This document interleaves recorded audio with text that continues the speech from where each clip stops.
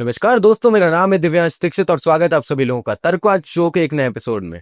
आज के इस वाले एपिसोड में हम बात करने वाले हैं कर्नाटका में हो रहे आरएसएस को लेकर के विवादों के बारे में।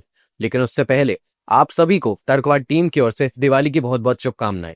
कर्नाटक में आरएसएस को लेकर शुरू हुआ ये विवाद केवल एक प्रशासनिक निर्णय नहीं बल्कि आइडियोलॉजिकल टकराव और पॉलिटिकल डिवीजन का प्रतीक बन चुका है। कांग्रेस सरकार द्वारा आदेश जारी किया गया है कि किसी भी संगठन, स्पेशली आरएसएस जैसे समूह को सरकारी स्कूलों में, कॉलेजों में और सार्वजनिक भवनों और सड़कों पर कार्यक्रम करने से पहले अनिवार्य रूप से परमिशन लेनी होगी। सरकार का यह तर्क है कि सार्वजनिक संस्था किसी विचारधारा को प्रचार का मंच नहीं मानना चाहिए और राज्य की जिम्मेदारी है कि सरकारी जगहों का इस्तेमाल निष्पक्ष और नॉन पॉलिटिकल तरीके से होना चाहिए। लेकिन इसी फैसले ने पॉलिटिकल सर्कल्स में एक तीखे रिएक्शंस पैदा कर दिए हैं, जहां पे बीजेपी अपने सीधे सीधे आरएसएस को निशाना बनाने की रणनीति बता रही है। भाजपा नेताओं ने कांग्रेस पर आरोप लगाया है कि वो वैचारिक दुश्मनी में आरएसएस जैसे संगठनों को रोकने की कोशिश कर रहे हैं, जबकि वही सरकार अन्य धार्मिक गतिविधियों और सार्वजनिक स्थलों पर होने वाले जामवड़ों को लेकर के इतनी सख्ती नहीं दिखाती। Congress people very much disappointed because of the growing stand of the RSS. Every day RSS is growing like anything, and even looking into the route march in everywhere, 1,000, 2,000, 5,000, 8,000, 10,000 people are participating in the RSS. So ban, if we have any guts, you please ban it. Bhajpa के मुताबिक ये कदम केवल neutrality का मुद्दा ही नहीं है बल्कि कांग्रेस की एक ऐसी रणनीति है जिसके जरिए वो हिंदू पहचान वाली संगठनों को सरकारी ढांचे से बाहर धकेलना चाहती है।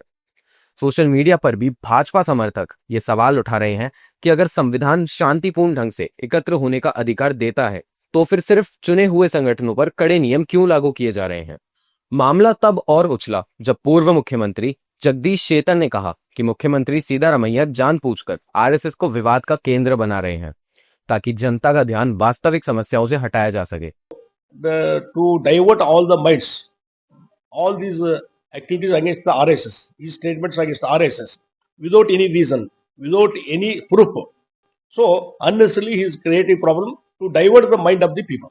जगदीश शेटर ने यह आरोप लगाया कि कांग्रेस सरकार अपने शासनकाल की असफलताओं से ध्यान हटाने के लिए आरएसएस को एक टारगेट ऑर्गेनाइजेशन बना रही है।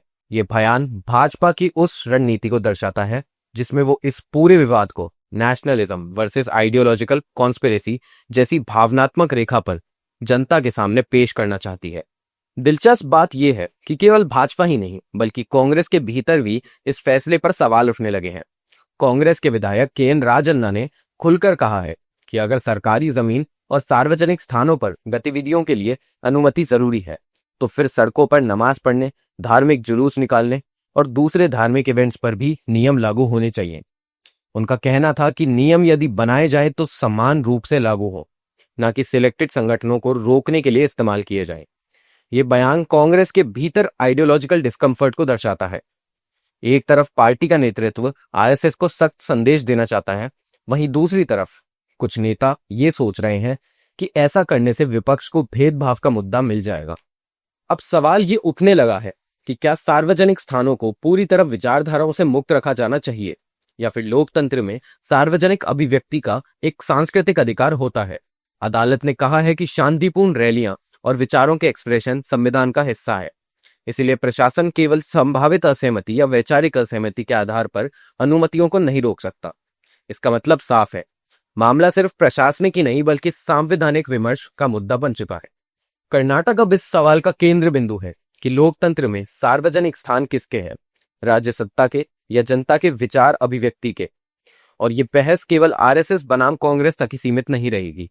आने वाले समय में ये मुद्दा पूरे देश में चर्चा का विषय बन सकता है, क्योंकि ये सीधे सीधे उस अधिकार को छूता है जहां नागरिक, संगठन और विचारधाराएं अपने अस्तित्व को सार्वजनिक रूप से व्यक्त करते हैं।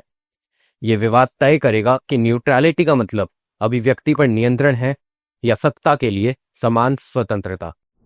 अब दर्शकों, इन तमाम बातों के साथ में हम आज की खबर का सिलसिला यहीं समाप्त करते हैं। मैं दिव्यांश दीक्षित आप सभी से विदा लेता हूं। धन्यवाद।